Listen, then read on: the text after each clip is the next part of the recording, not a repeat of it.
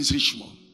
Nous allons donc continuer sur l'enseignement que j'ai introduit la semaine passée. Cet enseignement, je l'ai intitulé « Sous l'impulsion de l'esprit, comprendre Dieu ». Ce n'est pas un thème qui vient de moi, c'est Dieu qui me l'a dicté. Comprendre Dieu.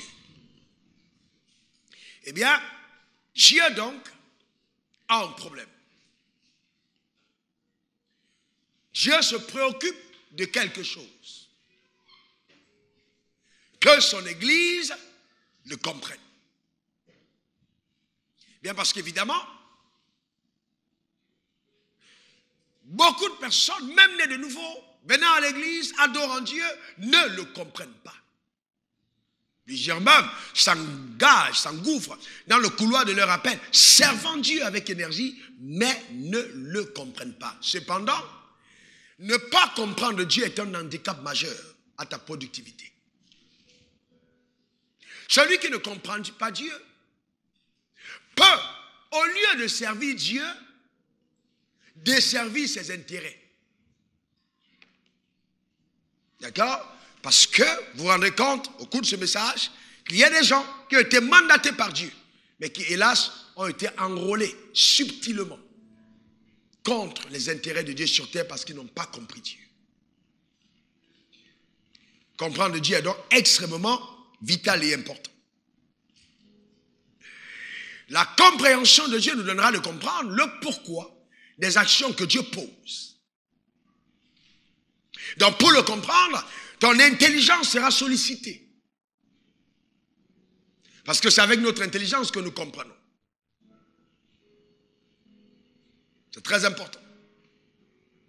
Et la compréhension de Dieu permettra à chacun d'entre nous d'être davantage plus efficace et productif dans le couloir de son appel. Éphésiens 2, verset 10, dit, nous sommes son ouvrage. Nous sommes l'ouvrage de Dieu. Dis, je suis l'ouvrage de Dieu. Dis-le encore, je suis l'ouvrage de Dieu. Éphésiens 2, 10, nous sommes son ouvrage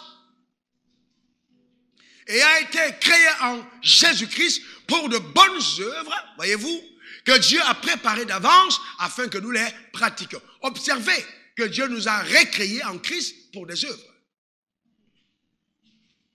Il ne nous a pas recréés en Christ pour prier, mais non, mais pour œuvrer. Donc la prière devrait venir soutenir nos œuvres. Si la Bible nous demande de prier sans cesse, c'est en fait permettre que le surnaturel fasse une invasion dans nos actions terrestres et que le résultat ne soit plus humain, mais divin. Comprendre Dieu. Le comprendre. Alors, pourquoi est-ce que Dieu nous a sauvés? Nous chantons, tu m'as sauvé. Mais il faut comprendre Dieu, pourquoi il t'a sauvé. Et pourquoi, après t'avoir sauvé, Dieu t'a laissé sur terre? Quelle est la pensée de Dieu dans tout ça? Regardez ce que dit Jean 3,16. Il y a écrit, car Dieu a tant aimé le monde. Il a aimé quoi? Le monde.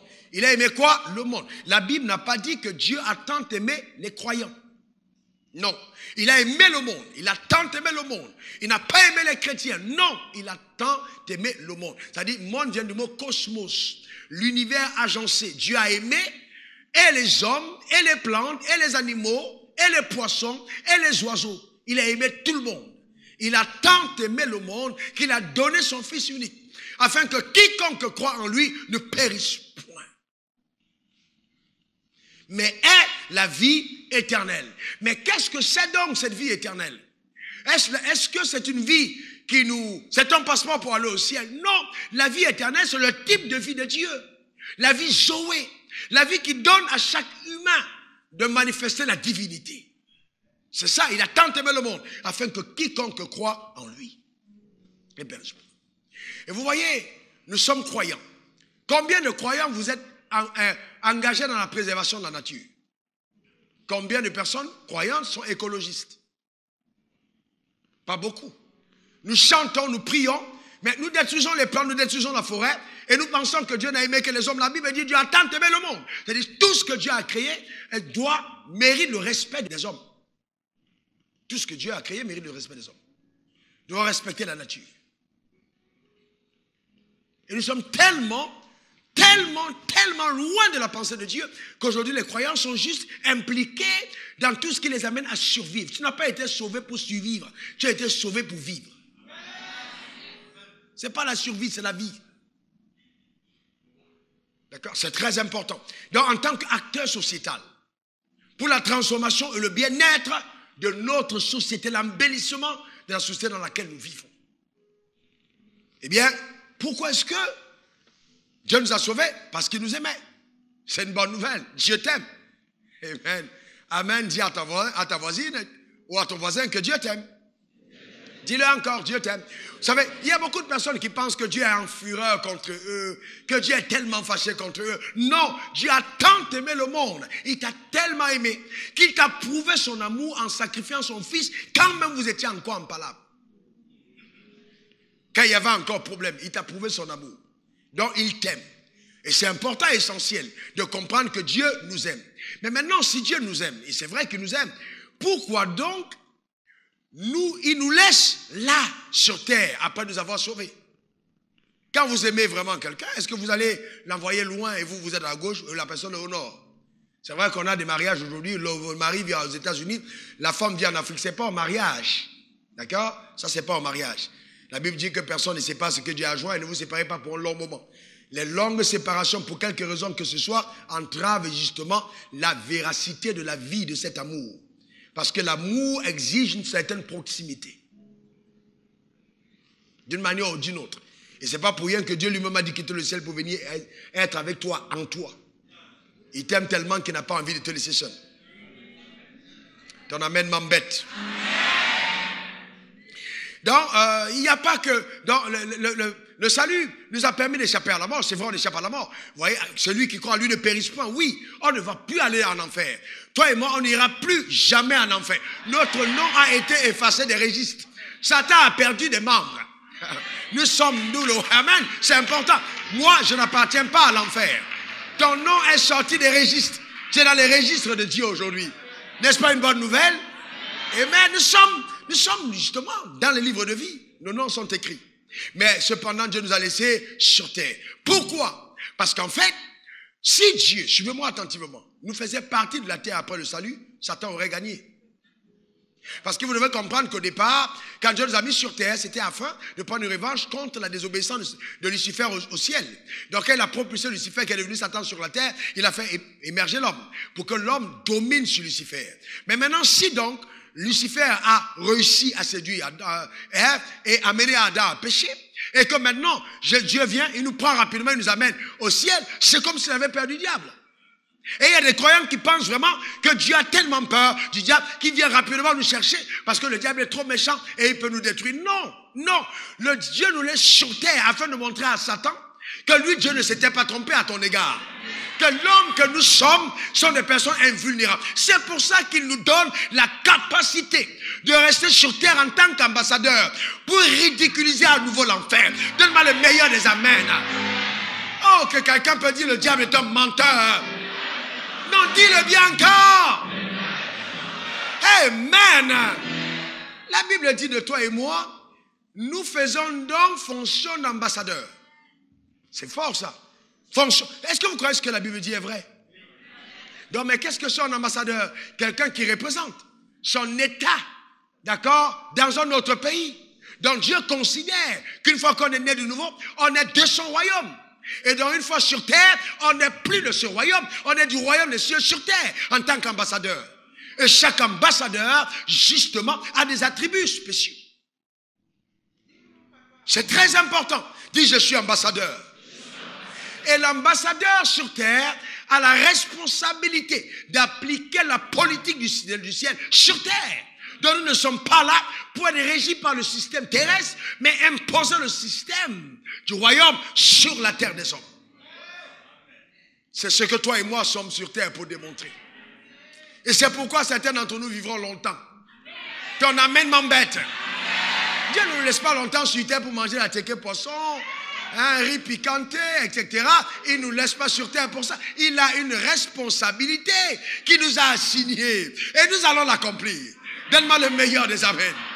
Amen. Et il dit, dans Acte 1, verset 8, après qu'il ait accompli toute sa mission, Jésus dit, vous recevrez une puissance.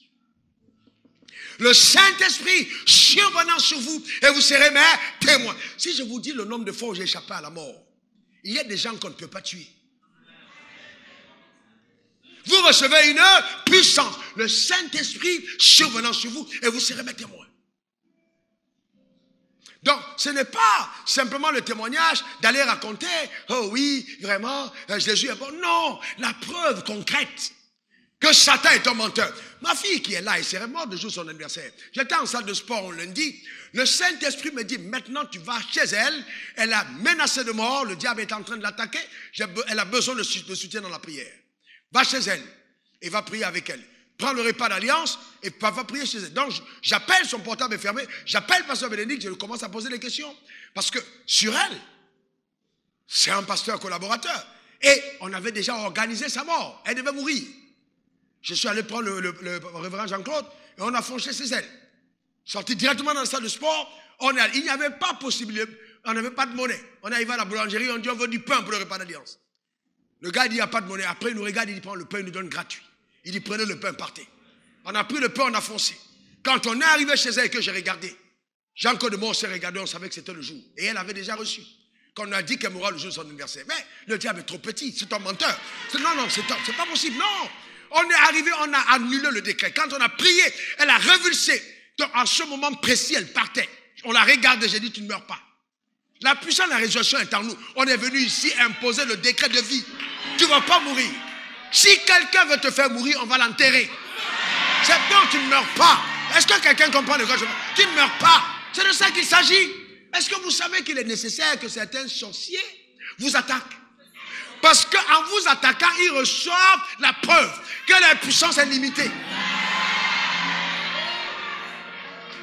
Parce que le jour où ils ne vous ont pas attaqué, comment est-ce qu'ils sauront qu'ils ne sont pas les tout-puissants? C'est parce qu'ils vont échouer qu'ils sauront que Satan est un menteur. Je vois ton persécuteur nocturne venir te demander pardon le jour. Tu n'as pas compris de quoi je parle. Il viendra te demander pardon. Il faut faire attention. La nouvelle création est un danger ambulant pour quiconque s'oppose à l'œuvre de la croix. Il faut faire attention.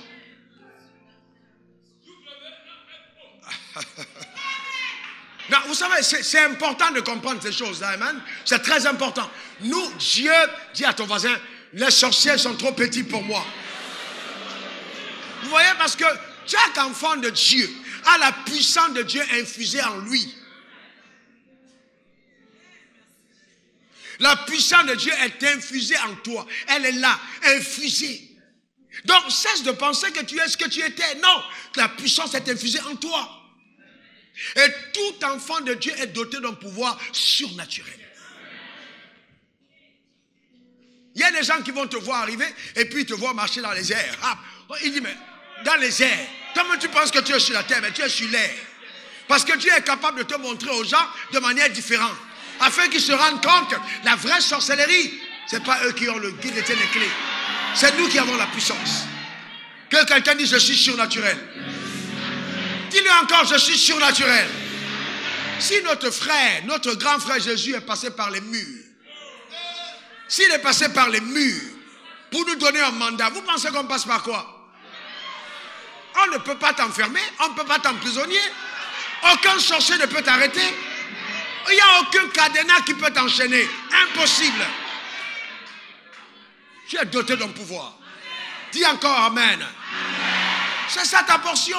Mais il a fait pourquoi? Parce que la Bible est claire. Jean 1,12, à ceux qui l'ont reçu, à ceux qui croient en son nom, Dieu leur a donné le pouvoir de devenir. Le pouvoir de devenir. Le Isousia. Le pouvoir de devenir. La capacité de choisir et d'agir selon la vérité. Quelle force de choisir et agir selon la vérité. Vous devez en cette saison mettre la main sur vos enfants. À partir de 1 mois, 1 jour, parler sur leur vie. Ce monde ne va pas les inoculer le mauvais virus. On a la puissance, frère. Est-ce que vous comprenez? On a le pouvoir. Dis, j'ai le pouvoir. Dis encore, j'ai le pouvoir. Le combat que vous voyez dans ce monde n'est pas naturel. Les lois votées ont une racine surnaturelle. Ce sont des amplifications du règne de Satan qu'on essaye d'imposer par des méthodes humaines au travers des systèmes éducatifs, etc. Mais nous avons une autre puissance qui nous met à l'abri de toutes ces choses-là. Ton amen m'embête. Voyez-vous? Donc c'est important. Maintenant, le pouvoir en question, il peut agir en quel domaine? Parce que le vrai drame, c'est qu'on a toujours pensé que le pouvoir de Dieu, c'est à l'église que ça agit. Et les gens viennent à l'église, reste-toi, ils tombent. Bon, t'es tombé, c'est parfait. Mais quand tu te relèves, qu'est-ce que tu deviens? Voyez-vous? Et vous savez, moi j'ai toujours vu les choses se faire. Et moi-même, bon, vous savez, il n'y a pas un homme qui n'aime pas la puissance. La puissance, on l'aime parce qu'on a été conçu pour être puissant. On aime la puissance. Quand les gens tombent, souvent tu es pasteur, tu peux te sentir bien. Ils sont tombés. Voilà, bon, mais ça c'est au premier degré qu'on fait. Tu veux te convaincre qu'il y a quelque chose. Parce que toi, tu ne comprends pas, mais tu vois, boum, boum, quelqu'un tombe, tu te regardes, tu dis, oh Dieu, je suis fort là. Amen. Ça c'est le premier niveau. Mais après, quand tu arrives à la deuxième veillée, à la troisième veillée, et tu te rends compte 2 ans plus tard que la même personne retombe. Mais qu'entre-temps, ces situations sont restées debout. Là, tu commences à réfléchir. Si tu es quelqu'un de sensé, tu te dis, il y a quelque chose qui ne va pas. On ne peut pas tous les jours venir à la canconne de son Dieu et être ridicule en tombant. Il y avait une soeur dans la chorale qui tombait tout le temps. J'ai dit non, arrêtez de la programmer parce que là, il déshonore l'autel. On ne peut pas de la chanter et puis tout. Non. Il faut qu'on essaie de voir qu'est-ce qu'il y a. Est-ce que vous comprenez? Parce que c'est clair. Il y a quelque chose qui n'est pas clair. D'accord? On peut tomber, mais tout le temps tomber. C'est qu'est-ce que tu deviens quand tu te relèves? Quel est l'input? Quel est l'apport ajouté? La valeur ajoutée que tu peux apporter à la société quand tu te relèves. C'est ce qui compte, c'est pas tomber. Et on s'est séduit par nous-mêmes. Alors que le pouvoir divin, il est infusé en nous pour nous permettre d'opérer dans le couloir de notre appel. C'est-à-dire que si tu es appelé à être député, le pouvoir divin va t'aider. Comment il va t'aider? Il y aura des élections bientôt. Frère, les marabouts vous trompent. Vous n'allez pas faire des sacrifices humains. Il y a des gens qui sont loin. Et si Dieu t'a appelé, il part. Quelqu'un dort la nuit, il te vote. Il arrive devant les juges, il pense qu'il a pris l'une de son candidat. Mais il y a quelque chose qui se passe et puis c'est ton une, il met dedans. Ton bulletin, il met dans lui et il rentre. Vous pensez que Dieu n'est pas capable de ça? Vous savez pourquoi il ne le fait pas? Parce que certains d'entre vous ne demandez pas. Vous voulez entrer dans les mêmes voies que les autres, faire des mimacles et tout, non. Quand Dieu approuve les voies d'un homme, il dispose même favorablement à ton égard tous ses ennemis. La publicité surnaturelle sera ton partage. Donc, n'ayez pas peur. Le pouvoir divin vous accompagne dans votre couloir. Dans le monde des affaires, les contrats exceptionnels signés, sans tricher. C'est ce que ça fait. Comment est-ce que le pouvoir divin agit dans les affaires d'une femme qui vend par exemple les arachides et qui 5 ans plus tard se retrouve avec une multinationale? C'est ça le pouvoir. Mais si tu as un pouvoir qui te garde vendeuse d'arachides pendant 12 ans, ça c'est un vrai problème. Ce pouvoir, non. Non, ce n'est pas un pouvoir de préservation simplement. C'est aussi un pouvoir qui a la capacité de transformation et d'amélioration. Donc il ne te préserve pas seulement, mais il embellit. Il propulse et fait grandir. Ce n'est pas seulement pour te garder. Ah, Satan, Seigneur, préserve-moi de Satan. Satan ne vient pas me tuer. Oui, mais même si on t'a préservé de Satan, qu'est-ce que tu deviens après? Voyez-vous? Et on a toujours tendance à croire que si ça n'a pas marché, quelqu'un au village nous a attachés. Les sorciers sont trop petits. Non, la nouvelle création n'est pas attachable. Je vous pose une question. Non, parce que vous pensez que je rigole. Hein? La Bible dit que celui qui est de nouveau fait comment? Il souffle comme le vent. Attache le vent. Attache le vent si tu peux. Il souffle comme le vent. Qui peut attacher le vent? Arrête le vent si tu peux. Tu peux? Personne. Et quand tu t'attaques au vent, le vent devient la tempête. Amen. Je vois quelqu'un se changer en une tempête fracassante pour déraciner tout sur son passage. Donne-moi le meilleur amen. Donc n'aie pas peur. La terreur a changé de camp. Non, c'est terminé le moment où on nous prend pour des personnes ridicules. Non, c'est fini la saison où on se moque de l'église. Je vous garantis, on ne se moquera plus de nous. Oh, je ne sais pas pourquoi tu ne dis pas amen. Certains d'entre vous, c'est dans le sport. Je fais des injections d'huile des pieds. Pour que tu sois performant. Vous savez, nous devons apprendre à comprendre Dieu. La vie spirituelle n'est pas une vie de lecture biblique indéfinie. Où tu es le matin au soir en train de lire la Bible, et tu as lu cette Bible, tu ne l'as jamais pratiquée. Alors que les gens qui n'ont pas eu de Bible vont faire de l'impact. Toi, tu as la Bible, tu n'avances pas. Est-ce que vous comprenez Dieu? Donc la Bible ne t'a pas été donnée pour que tout le temps tu la lises. Mais c'est que quand tu regardes dans la Bible, tu finisses par voir qui tu es. Et quand tu déposes la Bible, tu dis non, assez c'est assez. Je pensais que j'étais la queue, mais je découvre que je suis la tête. Je pensais que j'étais en bas, mais je me rends compte que je suis en haut. Mais maintenant, je pose les actes qui correspondent à ma position. Beaucoup d'entre vous vous dites non, je suis un roi. Mais le langage de la royauté, il y a des gens qui parlent comme des esclaves. Tu les entends parler, ce n'est pas un langage du roi. Il y a un langage, même le langage, même la tenue. Ce n'est pas tout le temps que tu vas dire je suis chrétien. À un moment où tu dis, on te pose la question, tu ne réponds pas. Tu vas d'abord te changer. Non, c'est vrai, il y a des gens qui déshonorent le royaume des cieux. Parce que la Bible dit, vous serez mes témoins. Donc Dieu estime que chaque jour, quand tu franchis le seuil de ta porte et que tu poses le pas à l'extérieur, tu deviens une curiosité. Parce que la nouvelle création, c'est le type d'humain qui, la race la plus élevée. C'est-à-dire qu'il est au-dessus du blanc, au-dessus du noir, au-dessus du jaune, au-dessus des métis, au-dessus de tout. La nouvelle création, c'est la race suprême. Parce que la Bible dit, si quelqu'un est né de nouveau, il est né d'en haut. Il est né d'en haut. Donc c'est la nouvelle création. La race élevée. C'est pas ce qu'Hitler voulait faire. Non, c'est nous la race élevée. Donc quand tu sors, je me rappelle quand j'habitais à Angers, je sortais souvent. Les jeunes gens s'appelaient entre eux, il arrive. Et ils sortaient. Quand je marche à pied, c'est une histoire. Hein. Je pose les pas sur je sais où je vais. Quel que soit le problème que je peux avoir, j'oublie tout ce qu'il y a derrière. Je me réjouis de qui je suis en Christ. Même dans la manière de marcher, toi, tu dis Dieu, ça, je crois en lui. Même sans qu'il n'ait prêché. C'est ça le témoignage de Christ. Cessons de nous présenter dans la société comme des personnes qui sont en train de fuir. Le salut n'est pas, n'est-ce pas, un mot d'échappatoire aux responsabilités terrestres. Non. C'est pas pour ça que Dieu t'a sauvé. Pas pour que tu fuis le monde. Il dit, vous êtes dans le monde, mais vous n'êtes pas du monde. Donc il dit, je vous laisse dedans, pas ailleurs. Dis à quelqu'un, je suis dans le monde. Oh, dis-lui encore. Mais je ne suis pas du monde. Amen. Donc c'est à nous d'influencer le monde. Parce que nous sommes des témoins de Dieu. Dis encore amen. Dans tous les domaines, l'influence doit être réelle. Et c'est pourquoi quand j'ai compris ça, j'ai dit, je ne serai pas un pasteur. Non, j'ai dit non.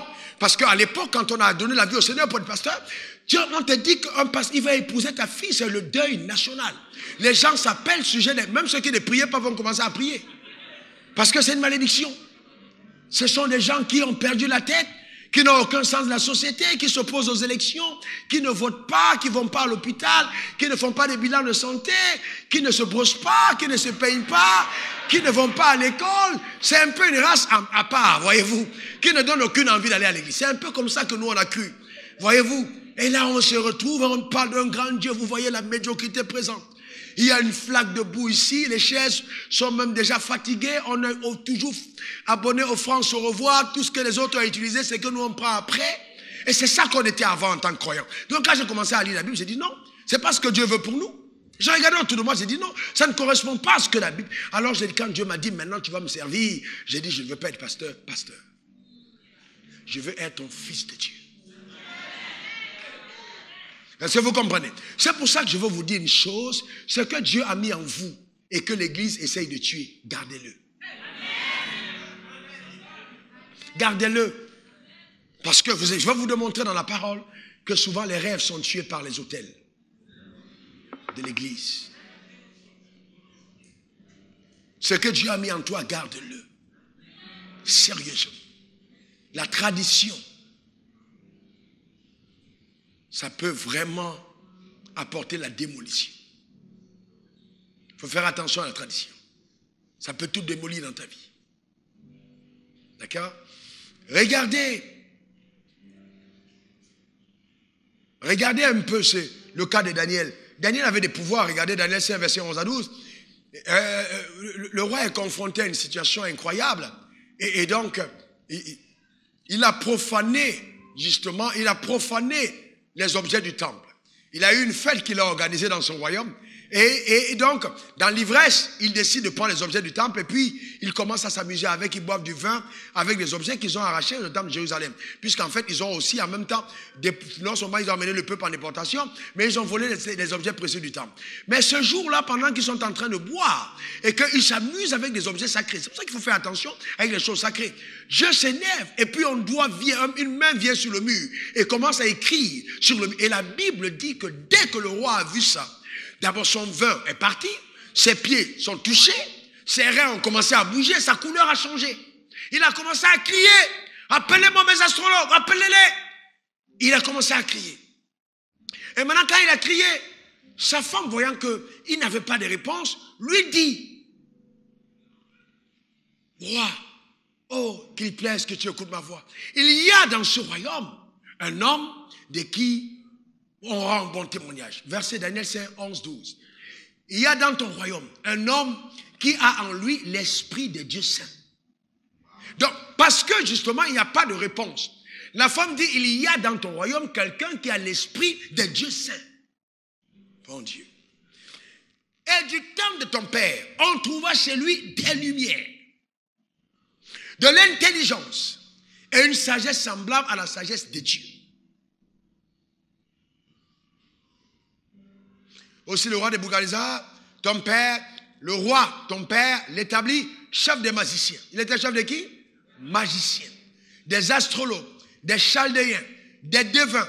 Parce qu'on trouva chez lui, chez Daniel, nommé par le roi Belchassar, un esprit supérieur de la science et de l'intelligence. La faculté d'interpréter les songes, d'expliquer les énigmes et de résoudre les questions difficiles. Que Daniel soit donc appelé et il donnera l'explication. Voyez comment est-ce qu'on peut recommander quelqu'un. La personne, on n'a même pas encore consulté, mais la dame dit, appelez Daniel, c'est sûr que ça là, il va trouver. Pourquoi? Parce qu'on reconnaissait qu'on avait vu en lui des lumières. Et il avait l'esprit de Dieu. Aujourd'hui, on a le Saint-Esprit en nous, mais incapable de résoudre ne serait-ce qu'un seul problème du quartier. Est-ce que vous pensez vraiment que c'est la pensée de Dieu pour nous? Que le Saint-Esprit soit là seulement pour qu'on va... Non. Et les gens se moquent de nous parce que notre parler en langue n'est pas productif. Daniel ne parlait pas en langue, mais on a trouvé chez lui des lumières, c'est-à-dire la connaissance. Vous ne pouvez pas être un croyant et vous êtes ignorant. L'ignorance est la marque du royaume des ténèbres. Et la connaissance est la marque du royaume de Dieu. On a trouvé en lui des lumières. Quel est le domaine dans la vie où tu es éclairé? Et si on voit même les enfants de Dieu, ils chantent, mais ils ne connaissent même pas les notes. Do, ré, mi, fa, sol, la, si. Ils ne connaissent pas. Ils ne veulent même pas apprendre.